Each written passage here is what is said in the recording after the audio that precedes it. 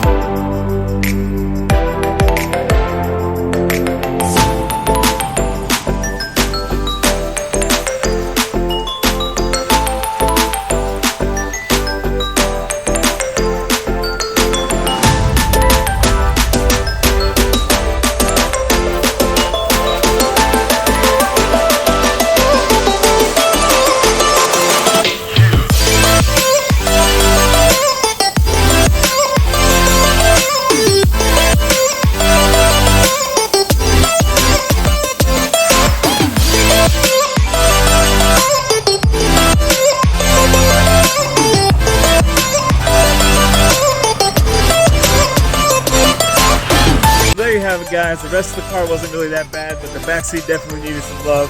And as you can see, we definitely turned it upside down here for you. So this is Ryan, husband and wife, Ryan and Caitlin here at Lionheart Detailing here in Columbus, Ohio.